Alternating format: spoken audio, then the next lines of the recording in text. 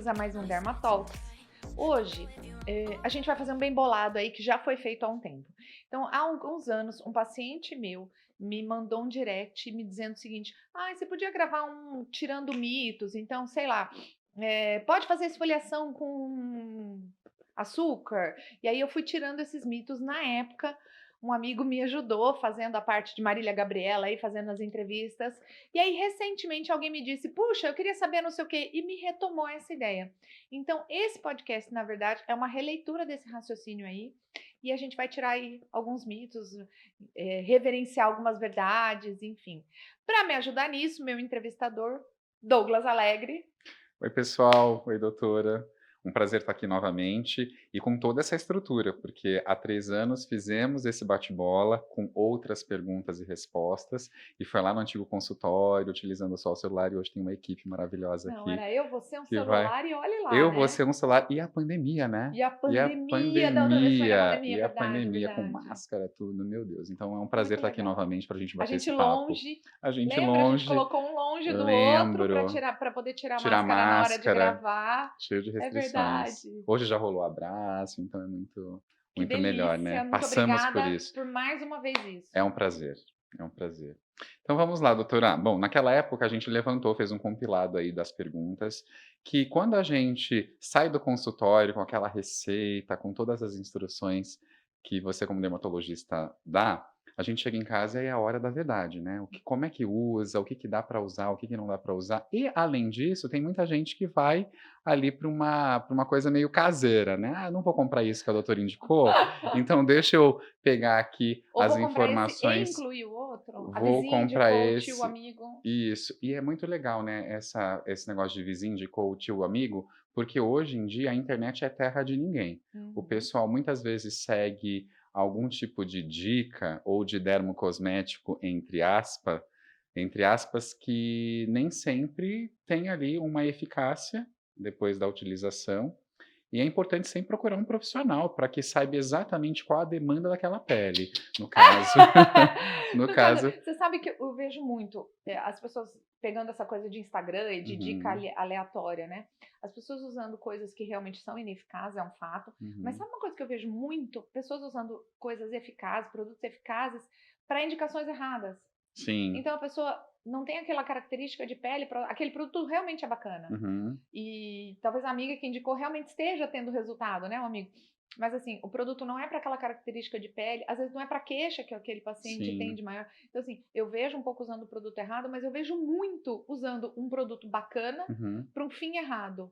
É, a amiga tem melasma, a pessoa que vai usar o produto não tem, aí acha que... E tem uma mancha que às vezes não é um melasma, às vezes é uma Uhum. ceratose. Aí ela, como clareou o melasma da amiga, ela acha que pode clarear a ceratose dela. E assim por diante, Uhum. sabe? Então eu vejo muito isso, indicações erradas, até para alguns péssimos, ruins, mas Uhum. até para cremes bons, para cosméticos bons, para dicas boas.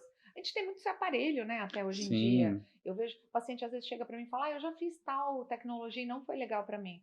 E aí eu sempre digo isso, olha, tecnologia ela está muito associada a quem aplica, como que eu calibro aquilo. E aí não necessariamente não te deu resultado porque não funcionaria em você, mas porque talvez, né, não seja a sua melhor opção, o melhor jeito de fazer, não foi, enfim. E se aquele aparelho, ele atende à sua necessidade, o aparelho A ou sua dor, né? a sua dor, exato. Bom, então vamos começar aqui com as perguntinhas. Primeiro a Vamos gente começa com mitos e verdades, e aí você explica pra tentarei ser gente. breve. Sim, Tá. vamos lá. Primeira pergunta é: você não precisa de protetor solar em dias nublados? Essa é boa. Mito completo.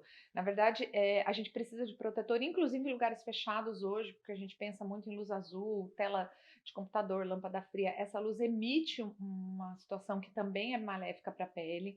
Então, hoje, sala fechada, ar-condicionado, sem nenhuma janela, dentro do cinema. Se a gente estiver no telefone celular, eu preciso de protetor solar. Mas pensando que até esse nome devia mudar agora, né? Devia ser protetor de luz, assim, o negócio fica Sim. meio zen a palavra, mas esse seria o ideal.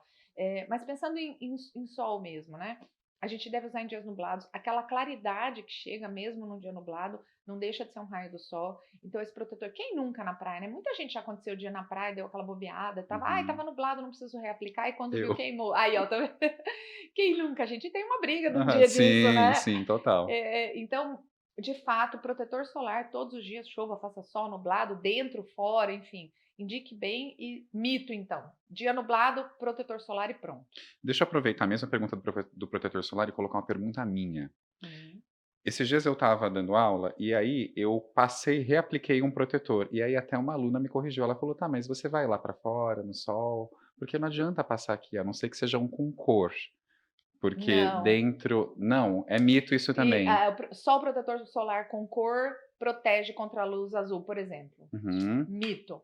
Todos os protetores, todos os protetores com cor, então o pigmento de fato é uma proteção maior à luz visível. Tá? Então, essa lâmpada luz azul, tela, etc., a cor sem dúvida é uma proteção melhor. Mas uhum. hoje a tecnologia nos permite que alguns protetores incolores tenham essa disponibilidade de nos proteger para a luz azul. Então é mito. Não necessariamente ele precisa ter cor para você estar protegido dentro, hoje em dia mais. Ah, coisa boa, fico mais tranquilo. É, Próxima pergunta, o procedimento queridíssimo do consultório, toxina botulínica. Posso ou não fazer exercício físico depois do procedimento?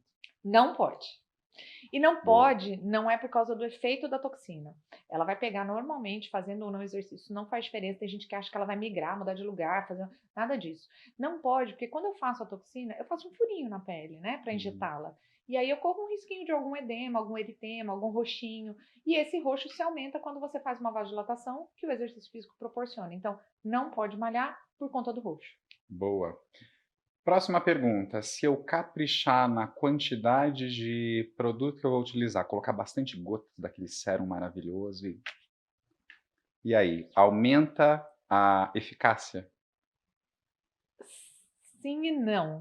Aliás, você falou em gota, eu não aguentei. Posso falar? Pode, E essa pode. gota que você tá no Não, pescoço? e essa gota que eu tô aqui, Você tá ó, falando no em meu gota, eu tô aqui pescoço. olhando. Quem tiver no YouTube pode ver. Ó, lindíssima, lindíssima. E é da coleção da Collab Do com Glow, nossa, com a Latica a de Latica ouro. d'Ouro. Que legal. E tá linda, né, Não, a tá lindo. coleção. Tem gente que me pergunta, e pra meninos? Olha isso, Aqui, ó, gente. gente, a gota, incrível. Tá linda, Tem a né? gota, tem o espelho, tem o beijo. Ai, muito A coleção gostoso. tá incrível, então se você ainda não viu essa coleção, já dá uma ida lá no Laticadouro, tem o link aqui, a gente pode colocar em algum lugar, local aqui, né, meninos?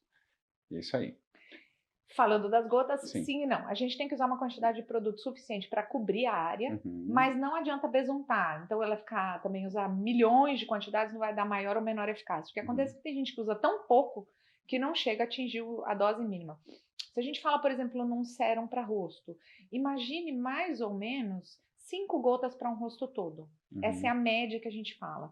De 5 a 7 gotas pegando rosto, colo, pescoço, mais ou menos isso. Ok, então dá para dar aquela na verdade é seguir o que tá lá previsto já, que sempre tem no produto, né, quanto com a quantidade, tudo É, certinho, e também sentir aí o quanto que é o para cobrir quanto foi tudo. suficiente para você espalhar no rosto como um todo. Show, show de bola. Próxima pergunta. Lasers, que também é um procedimento bastante feito no consultório, eu posso fazer o laser e aí ir lá na piscina, tomar aquele sol gostoso num dia como hoje? A nossa gravação tá um dia incrível aqui, né?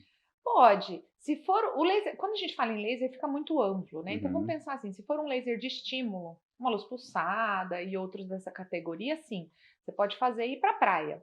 Agora, se for um laser de ablação, lasers que fazem queimadura, aí uhum, não. Então, não pode pegar sol de jeito nenhum. Microagulhamento e lasers que fazem ablação.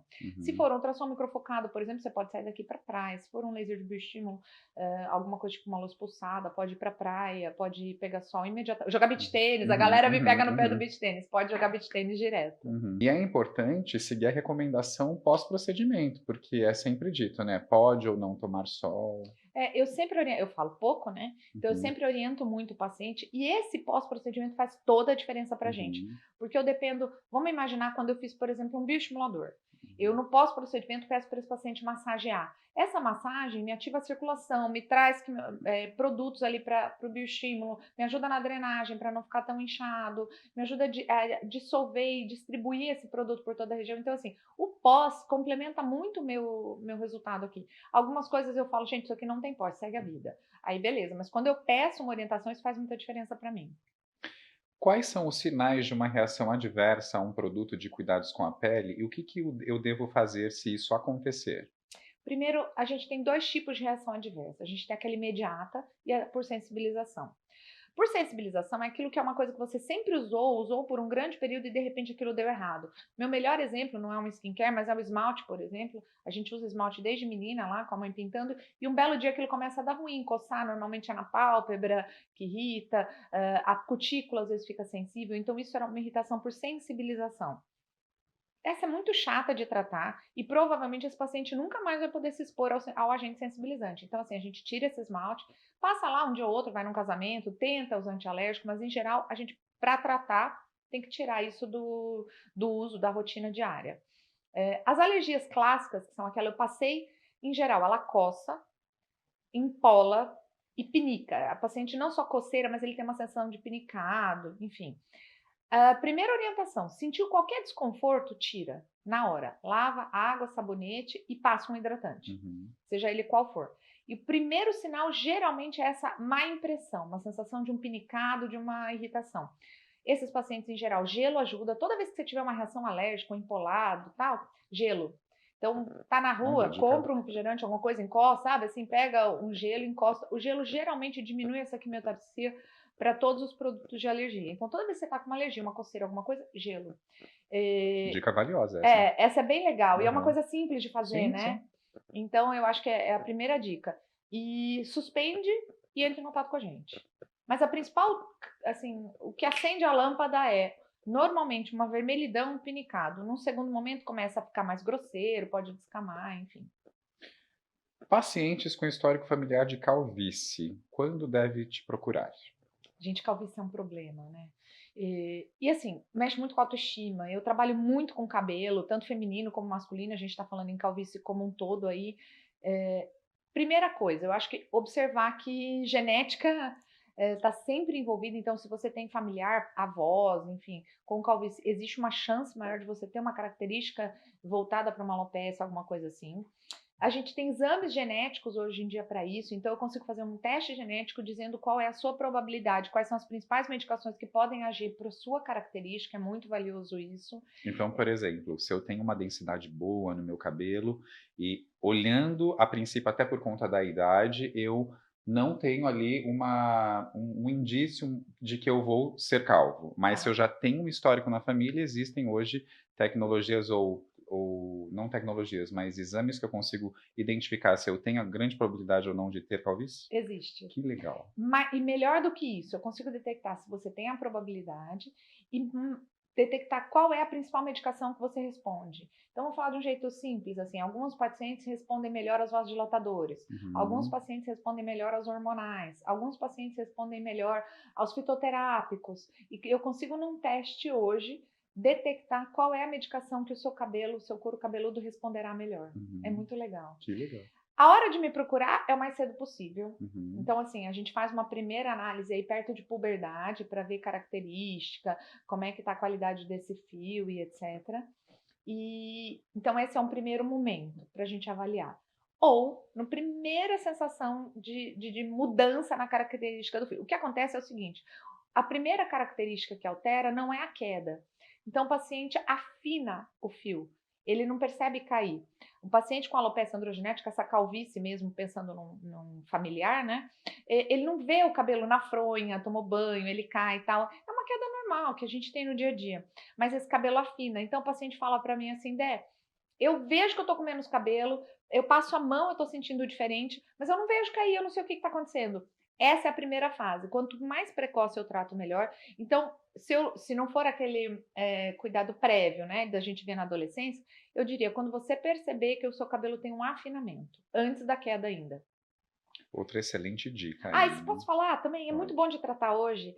Se a gente pega muito no precoce, microagulhamento, eu consigo colocar fatores de crescimento, tal. Então, assim, esse paciente pode até evoluir para uma calvície em algum momento, sim, mas eu consigo melhorar esse solo muito, eu consigo retardar muito o aparecimento disso, eu consigo fazer nascer fio novo. Então, assim, eu acho que a calvície hoje, estamos numa fase em que vale avaliar. E a ideia é começar o mais precoce possível, Uhum. lógico, mas que vale avaliar e tratar em qualquer nível. Excelente, doutora. Próxima pergunta. Como devo realizar a autovigilância para detectar precocemente qualquer sinal de câncer de pele?